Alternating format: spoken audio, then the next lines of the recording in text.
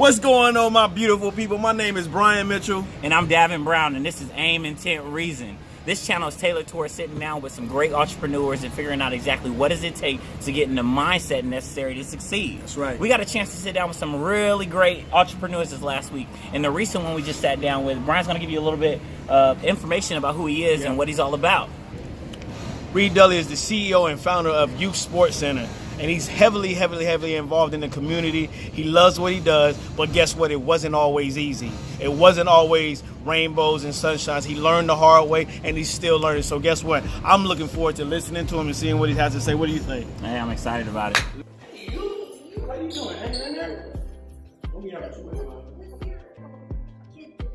Oh, no kids today. Today we're just, I'm doing Thursday meeting. You won't be She's like, I don't want to be in the video. You don't want to be in it? Just have your face. Just get my good side. When I get behind the camera, it was easy to get in that mode, and I wanted to bring a WWE feel to youth sports. Oh my God! I can't believe he did that dunk. You do. Yeah. Oh, he's going down the sideline. He's on a 50 to 40 to 30 to 20. Oh my God! I can't believe that kid's that fast. And I wanted to bring that type of excitement into youth sports because it just seemed like I go to youth sports games and put touchdown Timmy Day around the corner. That was about a 60-yard run. I'm like, is this a golf game? Are we playing golf? And the crowd is quietly cheering like. So with Giga Race, we done raised over $20,000 within the past month for youth sports organizations and teams all across the Spread the love. all across the county. Yeah, spread the love. Haters welcome. Yeah, you have to feel like that if you're an athlete.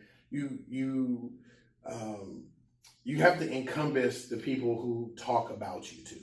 And me doing youth media, I started to realize that, the people that talk about you, I tell them, your hate made me great.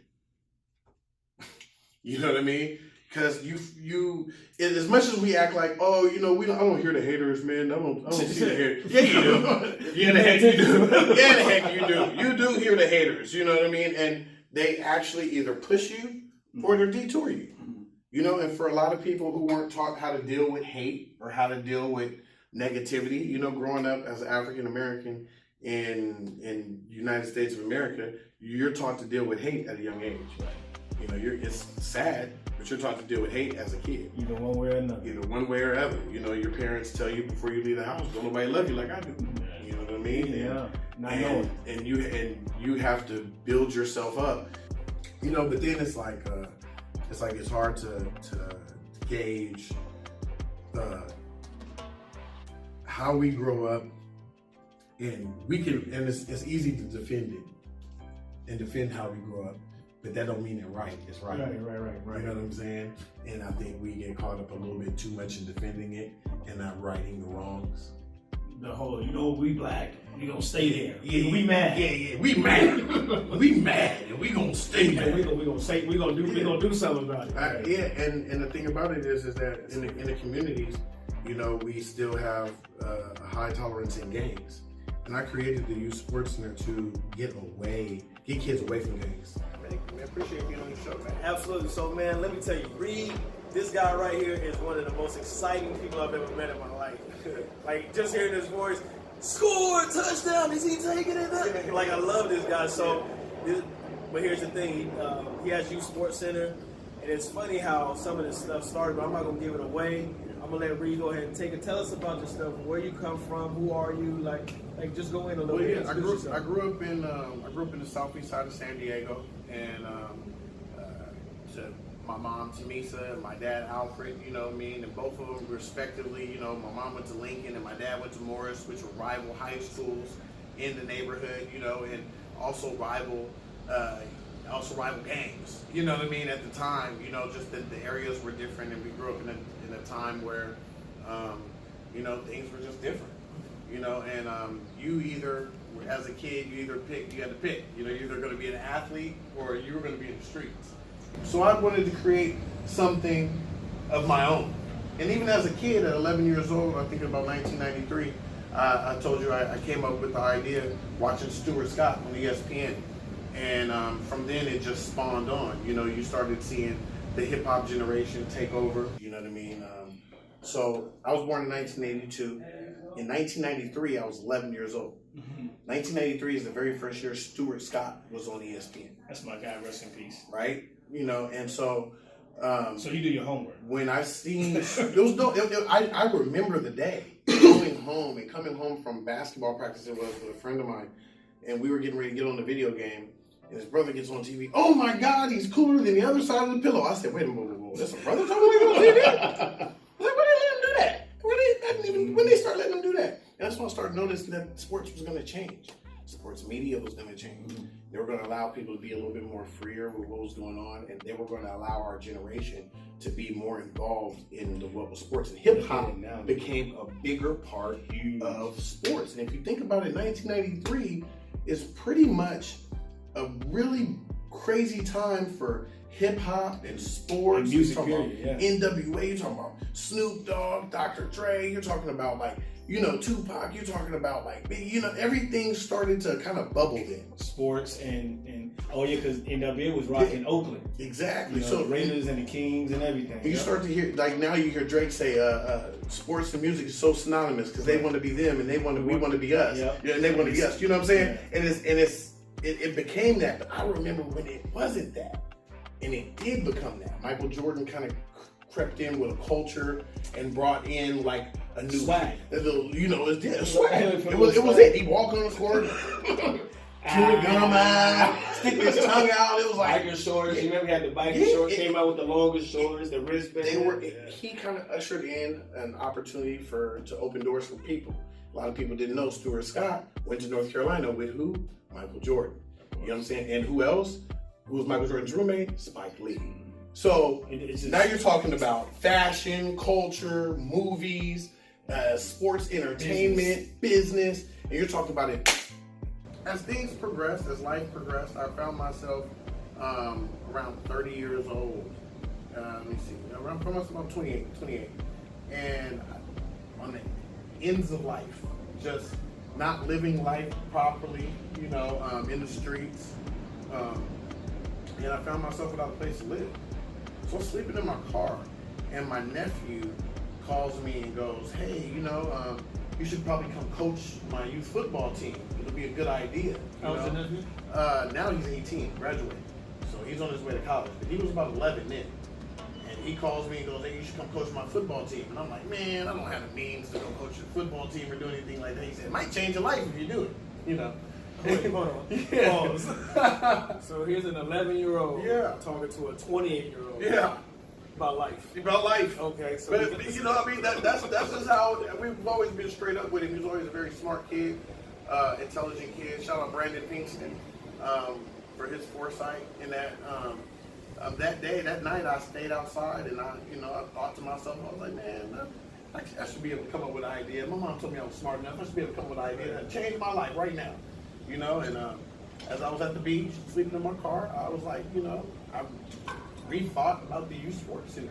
The idea that I had when I was 11 years old. I revisited it maybe 17 years later as an adult and figured that maybe I could put something together. So I coached my nephew's team for a year, 2 years, almost a year and a half, to kind of get a feel of what youth sports was now. I was just the uncle yelling from the sideline before, so that guy. You know what I mean? So I got actually involved, head coach, and I started to see that, you know, I interviewed my players after practice, interviewed their parents, and asked them about my coaching style and what they thought, you know, about this new thing with cameras and bringing people involved, and they loved it.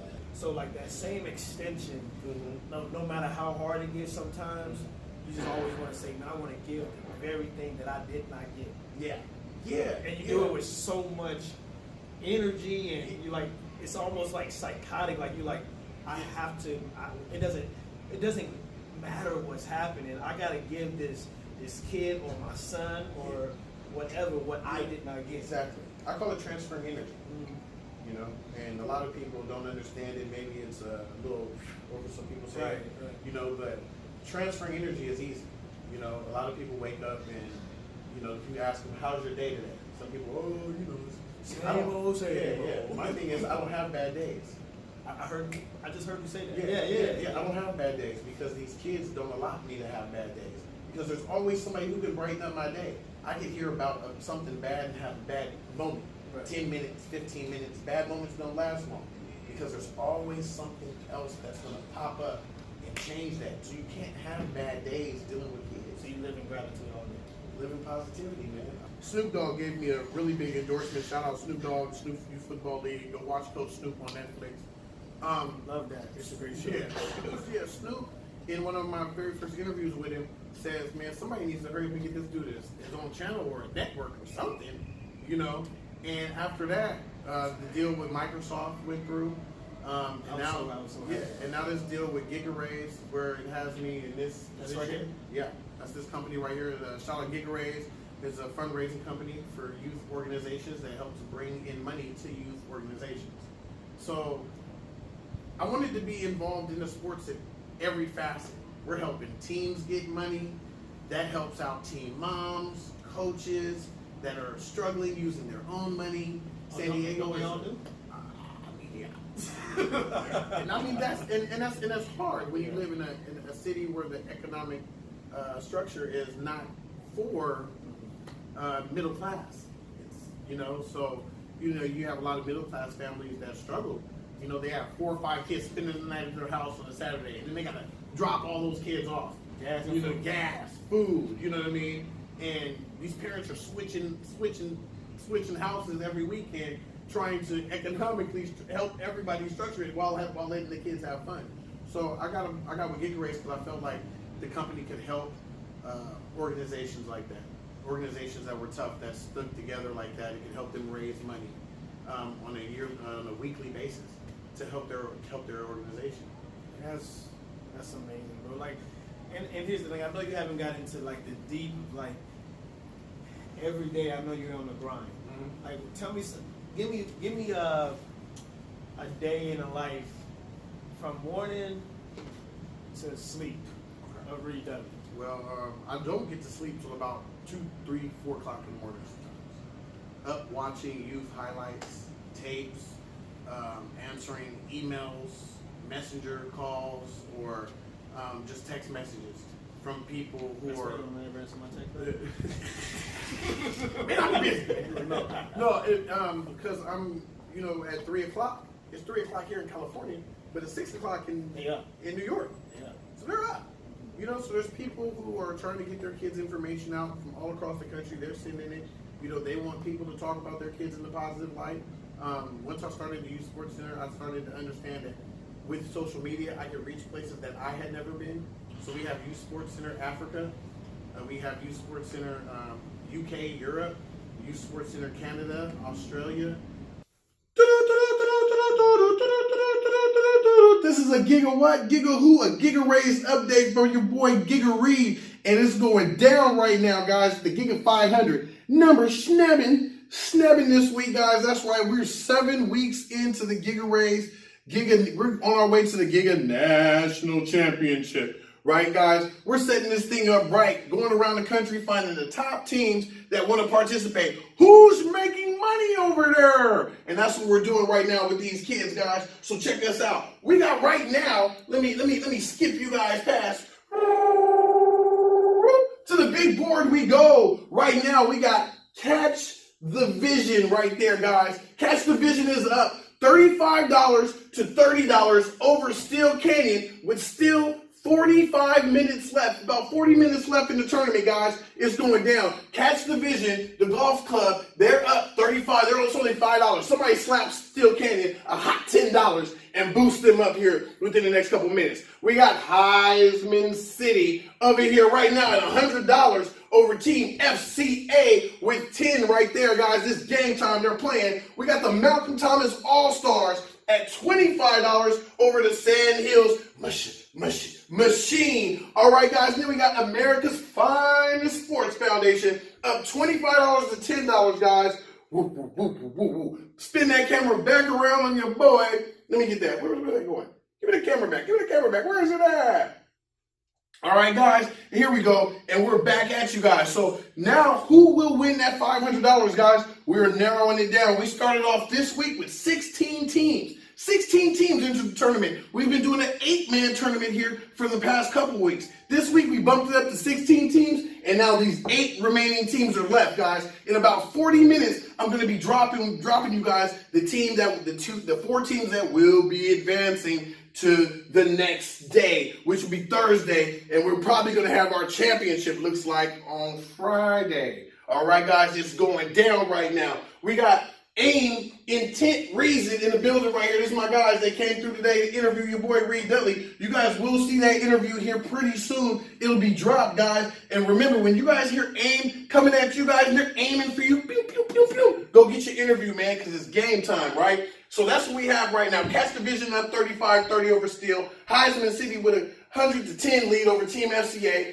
Malcolm Thomas All-Stars with a 25-10 lead over Sand Hills Machine. And the Mississippi Lions down by only, don't be trying to call me when I'm going live, folks. Get back. All right, guys. And then we got Team America's Finest Sports Foundation with 25 over the Mississippi Lions. What's going out there, Chris Jordan in Indiana? We seen Team Indiana was in here trying to play earlier this week. Team Indiana, we'll see you guys next week. I'm pretty sure you guys will jump right back in it and get yourself right in the fold so we can get this thing popping right now, guys. This is Giga Race. Go to gigarace.com and sign your teams up for competitive fundraising, guys. It's free to sign your team up right now, and you guys can start raising money for your youth organization already. And I know some of you guys are going to need it here because the seasons are just starting, and you're already hearing those parents tell you, we may not have no money, bro. You know what I'm saying? So get your team in this fundraising to go right now so you can pay for those kids that might need some extra cleats, might need an extra helmet, might need some extra shoulder pads. This is for y'all. We appreciate you guys tuning in. This has been your boy, Dudley with the Youth SportsCenter. Greatness Allowed. All right, so number one, biggest challenge. The biggest challenge is... Personally and business. Structure. Structure is the biggest challenge, structuring yourself to focus on your life every day when everybody else is chasing 40 hours. You know, most people chase 40 hours, and at the end of their 2 weeks, they're going to collect on that. Mine isn't guaranteed. So if I don't structure myself properly, then those goals aren't going to be met. So that's the biggest part right there. Is the biggest struggle is structuring yourself. If any of those entrepreneurs out there, anybody trying to start their own business out there, your structure and how you structure yourself, how you get up in the morning, what time you get up in the morning, what time you choose to attack your day. You know, so me, I sleep later. I stay up later to catch the East Coast rhythm, and then, you know, I wake up on the West Coast time around 10 or 11. I can deal with everybody else, you know, and what they're doing. So it's just structuring yourself to how you're going to plan it out. You know, I stay up sometimes and just post stuff on social media, Facebook, Instagram, blah, blah, blah, blah, blah, stuff that's going out about kids. So structure is very important, man, and just being able to be, how can I say this? Don't turn down nothing but your collar, is what my mom would tell me. Means take every opportunity that's in front of you and use it as a growing tool, whether it be something that didn't go your way or something that will go your way. You know, everything is a growing tool. So don't turn down nothing but your collar, because you never know who's going to offer you an opportunity that can change your life. Biggest victory that you've had in your life. Woo, we're in it right now. This is one of them right here. Being up here and being able to interview kids now in a building that overlooks Padre Stadium. That's pretty dope. And, you know, and this is the studio where I can let them come into the office and be kids. They can write on the wall. We can do green screen videos where they can talk about other kids, other sports athletes. The Youth SportsCenter, I really created it. It's called the Youth SportsCenter for a reason. That's because within the next 10 years, I don't plan on this being my everyday. I plan on being able to hopefully train a youth or a kid to actually take over and actually run this, and actually teach kids how to run their own media company. Last two questions. Where is the future in Youth SportsCenter in 5, 10, 15, and on? Let's say 20 years and on. I plan on us being our own network. We're into actually the kids wanting to be positive for each other. Oh man, look, you did that, Papa Collar for my boy who did his dad, and stuff like that. Just like you coming on with, having your own show. First thing I wanted to do is, if you're asking me to be on, I'm like, yeah, man, why not? Because it's encouraging and it's helping another brother who's in a situation that's trying to be something in his life. I can do nothing but pass down encouragement. There's nothing. That's it. Last one. One good piece of advice. One thing to do and one thing to don't do. As an entrepreneur. Woo! When I was a kid, people used to tell me, man, you just go around burning bridges, and I just go, like, give me a match. Right, give me a match. Burning bridges. You don't want to do that. As a young businessman, it's probably the single thing that I think about more so than I don't is bridges that I've burned, conversations that I have that didn't go the right way. So I would always tell people to try to keep an open line of communication with everybody. Try to have a good rapport with everybody. It's a good word for some of those folks who may not know it, but have a good rapport with everybody everywhere you go. You're not going to make everybody happy, and not everybody's going to like everything that you do, but to be able to have the foresight to see through someone's negativity and go, hey man, you may not like what I do, but I like what you do, and re-encouraging somebody that may not be on your team, and maybe turning that person Back to love. back to love. Big dude. What's the number one dude? The number one do is don't ever quit. Everybody's going to tell you what you can't do in life. Everybody's going to tell you what you can't be, what you can't accomplish. Unless they're where you're at and where you want to be, don't listen to them. You do not have to listen to people who are not where you're at. One time I had a guy who was a wealthy man, and he asked me what did I want to be when I got older. I was in my early 20s, and I said, man, I want to be wealthy beyond measures. I want to be rich. I want to be a mogul. He said, let me give you the best advice I can give you. Don't listen to broke people.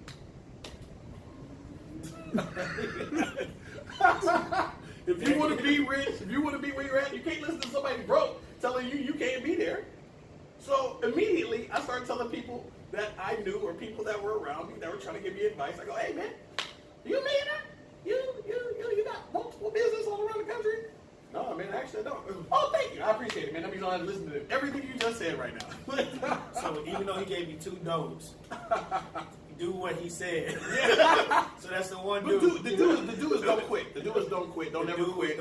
We got to get a shirt. The do is don't quit. Don't quit, man. Yeah, that's it. The don't quit is the number one thing. And that's in anything that you do, whether it be sports, whether it be business, whether it be music, yeah, that tap out button is a mug, man. And you can see it in people right away.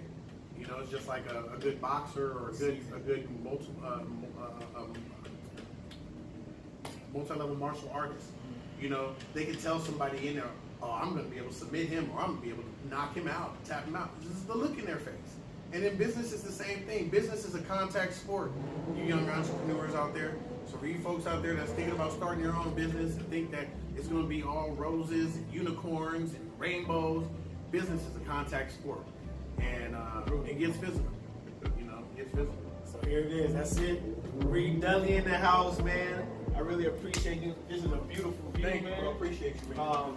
Youth SportsCenter Greatness Loud. Check us out on Facebook. There it is. Youth SportsCenter. Go ahead and Facebook search Youth SportsCenter Grid News and information for all the news that we be dropping. Go to gigarace.com to sign your team up for sports fundraising. And yeah, man. All right, that's it. We do, man. Appreciate it, man. Thank you. Yeah. Appreciate it, man.